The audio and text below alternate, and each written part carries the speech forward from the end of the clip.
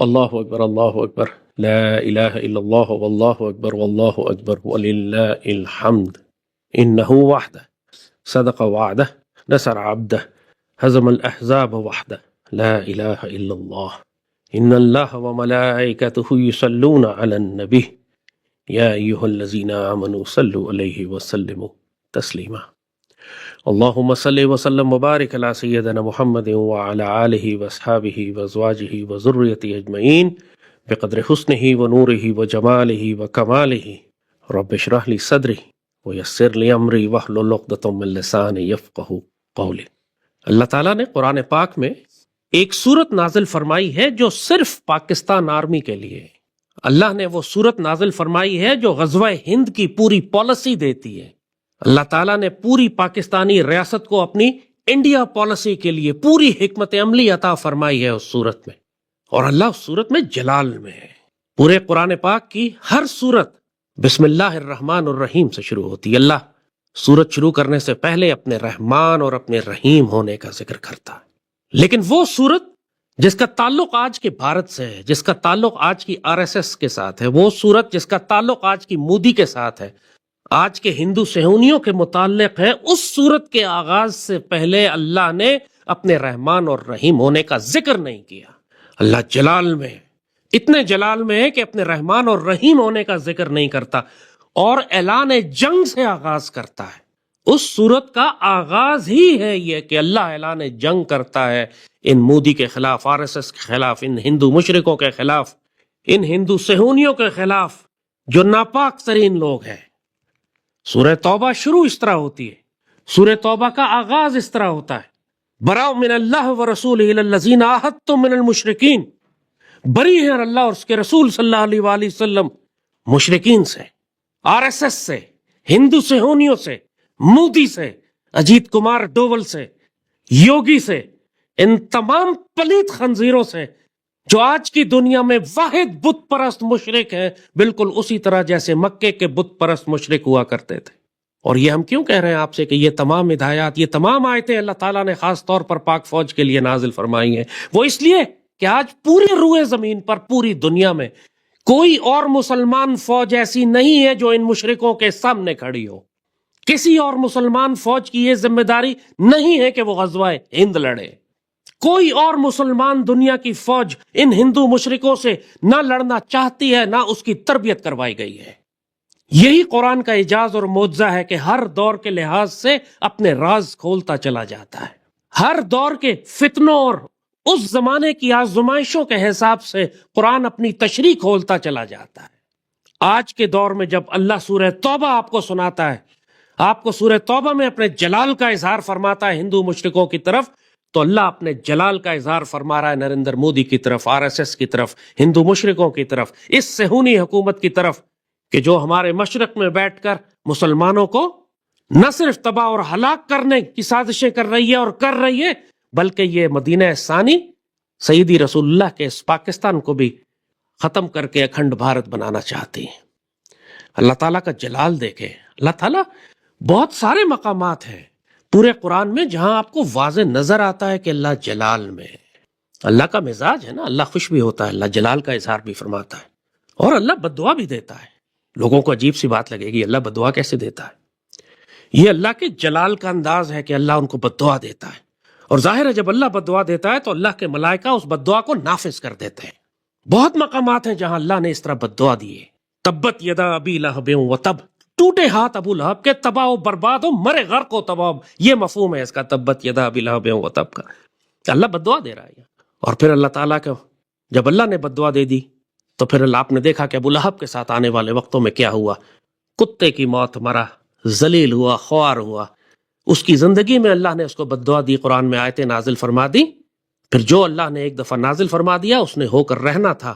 وقت گزرتے اللہ نے دکھا دیا پوری دنیا کو اس ابو لہب کے ساتھ، وہی ہوا اس کی بیوی کے ساتھ، اور جو اس کے ساتھ ہوا وہی اس کی بیوی کے ساتھ ہوا جو اللہ نے تبت یدا میں فرما دیا تھا۔ قرآن میں کئی مقامات پر آپ کو نظر آتا ہے اللہ کہتا ہے ان پر لعنت ہو اللہ اس کے رسول کی اور ملائکہ کی۔ اللہ لعنت کرتا ہے، اللہ لعنت بھیجتا ہے،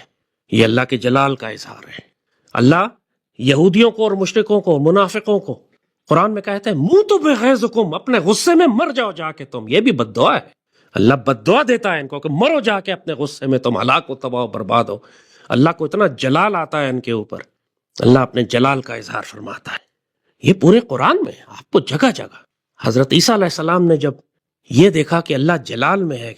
کیونکہ اللہ نے سوال کیا ان سے کہ کیا آپ نے کہا تھا یہ، کیا آپ اللہ کے بیٹے ہیں، یا بعد میں ان لوگوں نے یہ کہانیاں بنا لی؟ عیسیٰ علیہ السلام نے تو کبھی دعویٰ نہیں کیا تھا، کبھی یہ نہیں کہا تھا عیسائیوں کو کہ میں اللہ کا بیٹا ہوں۔ اور یہ آیت قرآن میں پھر اللہ نے نازل فرمائی، پوچھا ان سے، تو عیسیٰ علیہ السلام سمجھ گئے کہ یہ اللہ جلال میں ہے۔ تو جب اللہ جلال میں ہو نا، وہاں دخل نہیں دیتے، وہاں بلا وجہ اپنی مرضی داخل نہیں کرتے، اللہ کے آگے سفارش نہیں کرتے، جب دیکھ لیں آپ اللہ جلال میں۔ تو عیسیٰ علیہ السلام نے بھی اس وقت اللہ سے یہی دعا فرمائی، مالک اگر آپ عذاب دینا چاہتے ہیں تو یہ آپ کے بندے ہیں، آپ اگر عذاب دینا چاہتے ہیں تو یہ آپ کے بندے ہیں، جو چاہیں کریں، میں تو دخل نہیں دیتا، لیکن اگر آپ رحم فرمانا چاہتے ہیں تو آپ غفور الرحیم ہیں۔ کتنی حکمت کی بات ہے یہاں، نوٹ کیا آپ نے؟ وہ اللہ کا جلال سمجھ گئے، اللہ کا مزاج سمجھ گئے، اللہ جلال میں دخل نہیں دینا یہاں، تو اپنی کوئی رائے نہیں دی، صرف اللہ سے کہہ دیا مالک عذاب دینا چاہتے ہیں آپ کی مرضی، عذاب دیں، آپ کے بندے، معاف کرنا چاہتے ہیں آپ غفور الرحیم، آپ فیصلہ کریں، میری مجال ہے میں کچھ بولوں۔ آپ جانتے ہیں میں نے یہ بات ان کو کبھی نہیں کہی تھی، قرآن میں یہ سارے الفاظ لکھے ہوئے ہیں۔ اسی طرح جب آپ قرآن پڑھتے ہیں نا، آپ کو اللہ کے مزاج کا اندازہ ہوتا ہے، کہاں اللہ شدید جلال میں ہے، اور جہاں اللہ جلال میں ہو نا، وہاں خاموش ہو جانا چاہیے، بحث نہیں کرنی چاہیے، ورنہ مارے جاؤ گے بلا وجہ۔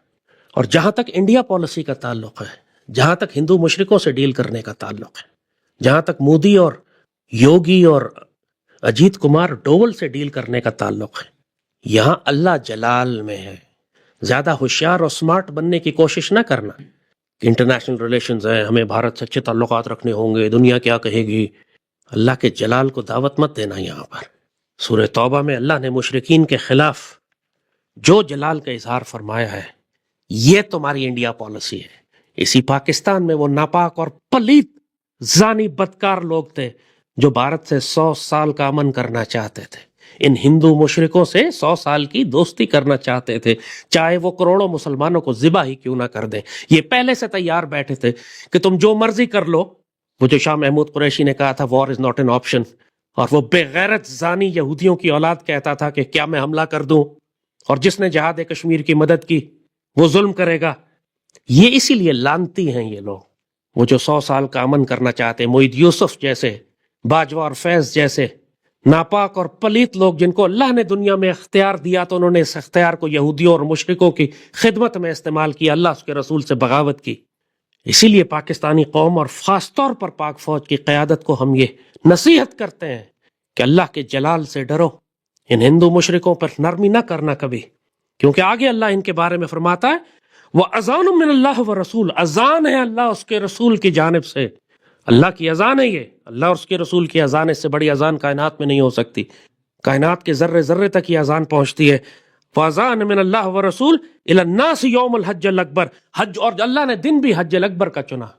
اس سے بڑا دن ممکن نہیں ہے کائنات میں، اللہ اس کے رسول کی اذان حج اکبر کے دن۔ یہ اللہ اہمیت بتا رہا ہے اس صورت میں جس صورت کے آغاز میں اس نے اپنے رحمان اور رحیم ہونے کا ذکر نہیں کیا، اور اس صورت کا آغاز کیا اس نے مشرکین کے خلاف اعلان جنگ کرنے سے، اور پھر وہ اسی صورت میں آگے فرما رہا ہے ان اللہ بریء من المشرکین، اللہ اب مشرکین سے بری ہے، کوئی ذمہ داری مشرکین کی اب اللہ اس کے رسول نہیں اٹھائیں گے، کوئی ذمہ داری اب اللہ کے بندے بھی نہ اٹھائیں۔ آنے والے وقتوں میں ان کے ساتھ نہ کوئی تم معاہدہ کرو گے، نہ تم ان سے کوئی ایگریمنٹ کرو گے، 900 سال کی تم ان کے ساتھ دوستی کا کوئی معاہدہ کرو گے، کیونکہ آگے اللہ پھر پوری پالیسی بتاتا ہے، آپ کو ہندوؤں کی ان مشرکین کی ذہنیت بتاتا ہے، ان کی فطرت بتاتا ہے۔ میں نے کہا نا پوری پاکستان کی فورن پالیسی اور نیشنل سیکیورٹی پالیسی اللہ تعالیٰ نے سورہ توبہ میں بیان فرما دی ہے، جو ہم نے ہندو مشرکوں کے خلاف ڈپلوائے کرنی ہے۔ آگے اللہ فرماتا ہے ان کے بارے میں، فرماتا ہے کہ بس جو ایگریمنٹ تم نے اس وقت کر لیے تھے وہ 4 مہینے کا ٹائم دے رہا ہوں میں، یہ قرآن میں اللہ نے لکھا کہ صرف تمہارے پاس 4 مہینے ہیں۔ اس کے بعد اللہ فرماتا ہے جو تم نے ایگریمنٹس کیے ختم 4 مہینے کے بعد، اس کے بعد فَاقْتُلُوا الْمُشْرِكِينَ حَيْثُ وَجَدتُّمُوهُمْ، جہاں تمہیں نظر آئے انہیں قتل کر دو، جہاں تمہیں نظر آئے ان کو پکڑو، ان کو گھیرو، ان کو ایمبوش کرو۔ باقاعدہ اسٹریٹجی دی ہے اللہ نے پوری حکمت عملی بتائی ہے کہ ان کو ہلاک اور ختم کرنے کا طریقہ کیا ہے۔ یہ کشمیری مجاہدین کے لیے بھی ہے، یہ بھارت کے اندر کام کرنے والے مسلمانوں کے لیے بھی یہی حکم ہے۔ دشمن تمام معاہدوں کی پاسداری ختم کر چکا ہے، تمام معاہدے جو اس نے ہم سے کیے تھے اس نے یک طرفہ طور پر ختم کر دیے، چاہے وہ کشمیر کے اوپر ہو، چاہے وہ پاکستان انڈیا ریلیشنز کے اوپر ہو، آرٹیکل 370 ہو، اپنا کانسٹیٹیوشن ہو، یہ ضمانت ہو کہ ہندوستان کے اندر مسلمانوں کو اپنی مذہبی آزادی ہوگی، وہ سارے معاہدے ختم کر چکا ہے۔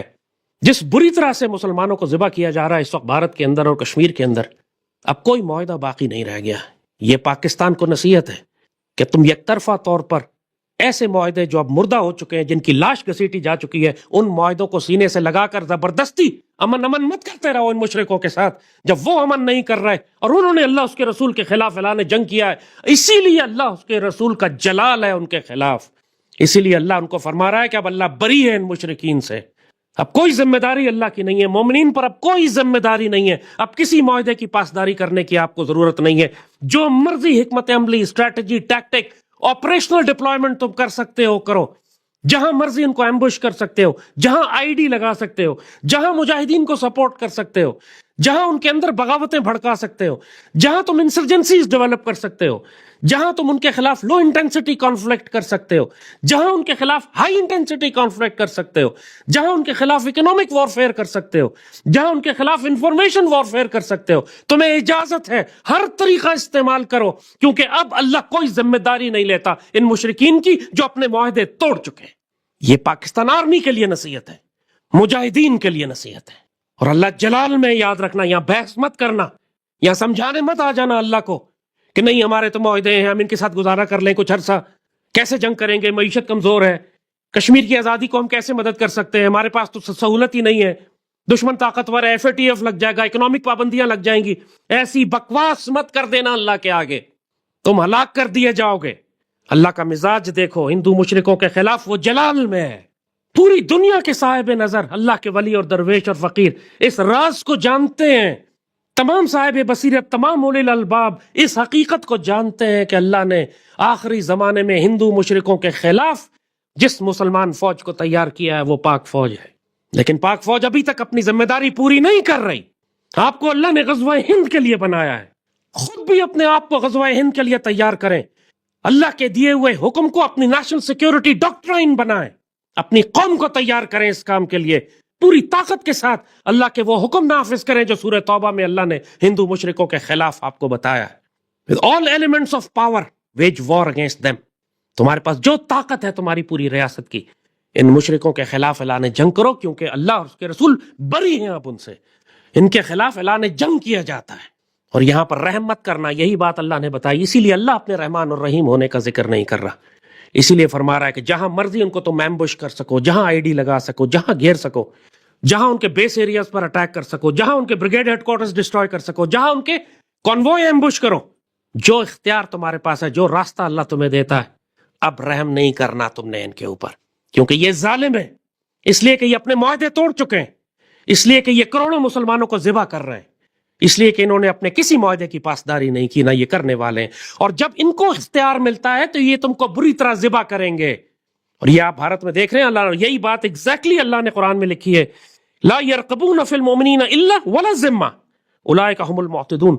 جب مومنین ان کے ہاتھ لگتے ہیں تو یہ ان کو بری طرح سے ذبح کرتے ہیں، مارتے ہیں، اور ان کا بغیر لحاظ کے ان کو قتل کرتے ہیں، ان کو بے حرمت کرتے ہیں، کوئی لحاظ نہیں کرتے، کوئی شرم نہیں کرتے، اس لیے کہ یہ حد سے تجاوز کرنے والے لوگ ہیں۔ آپ نے یہودیوں کو دیکھا ہے نا، ان یہودیوں نے لحاظ کیا مسلمانوں کا؟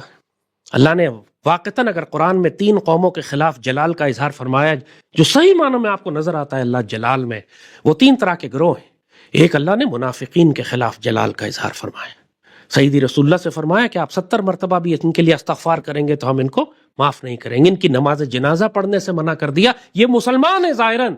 لیکن آج کے پاکستانی سیاستدانوں کی طرح، باجوہ اور فیض کی طرح، رنگ باز لانگوں کی طرح، خنزیر پسکین کی طرح، یہ ناپاک اور پلیت لوگ جن کو اللہ منافق کہتا ہے، ان کی نماز جنازہ جائز نہیں ہے۔ دوسرا وہ طبقہ قرآن میں جن کو اللہ یہود کہتا ہے، غیر المغضوب علیہم ولا الضالین، لوگ ترجمہ کرتے ہیں نا کہ جن پر اللہ نے غضب کا اظہار فرمایا اور جو گمراہ ہوئے۔ یہود کے خلاف اللہ کا جو غضب اور جلال ہے، یہودیوں کے خلاف کس طریقے سے اللہ تعالیٰ ان کے خلاف جلال کا اظہار فرماتا ہے، ان کو لانتی کہتا ہے، ان پر جلال کا اظہار فرماتا ہے، ان کو کہتا ہے تباہ و برباد ہو جاؤ، لانتی تم لوگ، بدبخت بد نصیب لوگ۔ اور تیسرا، اللہ مشرکین کے خلاف جلال کا اظہار فرماتا ہے۔ یہودیوں کا جو ظلم آپ نے فلسطین میں دیکھا ہے، اب آپ کو سمجھ آیا نا کہ کیوں اللہ جلال کا اظہار، کیوں لانتی قوم ہے یہ، کیوں یہ وہ قوم ہے اللہ نے ان کو قرآن میں لانتی قرار دیا ہے۔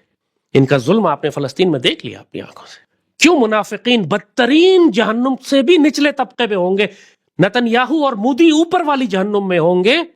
پاکستان کے سیاستدان اور منظور پشتین اور لانگور، یہ منافقین، یہ باجوہ، یہ فیض، یہ جہنم کے بدترین درجے میں ہوں گے،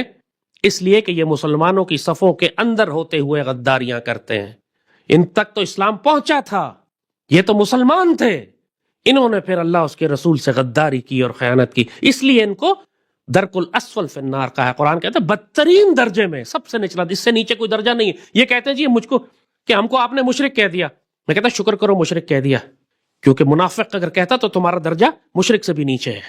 لیکن اب تم ہو منافق، کا میں کیا کروں، تمہاری نماز جنازہ جائز نہیں ہے۔ وہ تو سیدی رسول اللہ کو فرمایا گیا ہے کہ آپ 70 مرتبہ بھی ان کے لیے مغفرت کریں گے تو میں مغفرت قبول نہیں کروں گا، ان منافقین کی جنہوں نے مسلمان ہوتے ہوئے سیدی رسول اللہ کی امت کے ساتھ غداری اور خیانت کی۔ تو پاکستانی قوم کو، پاکستانی فوج کو ہم براہ راست کہیں گے سورہ توبہ کو پڑھو، یہ تمہارے لیے نیشنل سیکیورٹی پالیسی ڈاکٹرائن ہے، انڈیا پالیسی سورہ توبہ میں لکھی ہوئی ہے۔ ان مشرکوں کے ساتھ کیا سلوک کرنا ہے،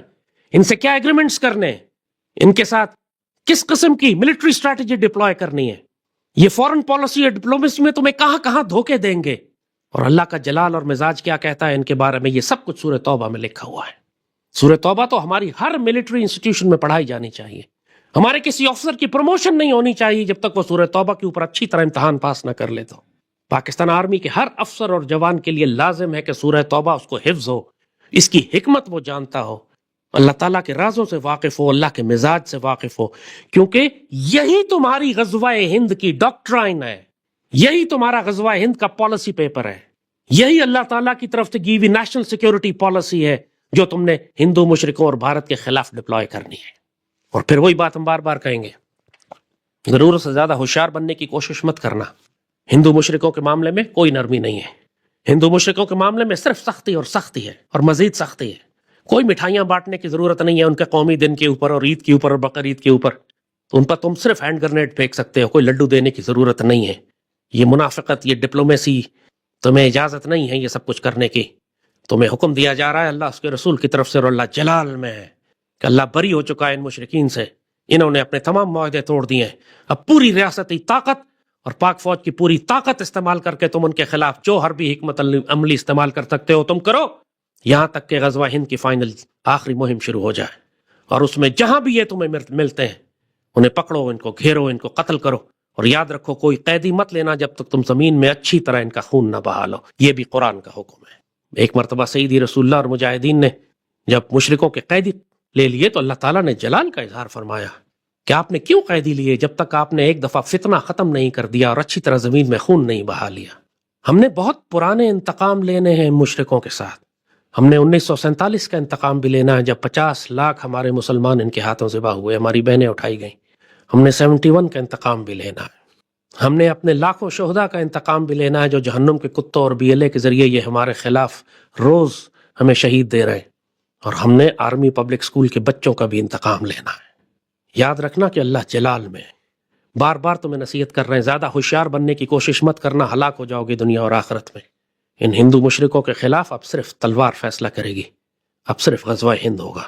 اسی کی تیاری کرو، اور اس کے لیے اللہ نے تمہیں جو نیشنل سیکیورٹی پالیسی اور ملٹری ڈاکٹرائن دی ہے وہ سورہ توبہ ہے، اچھی طرح اس کو یاد کر لو۔ اللہم صلی وسلم وبارک علی سیدنا محمد وعلی آلہ وصحبہ وسلم۔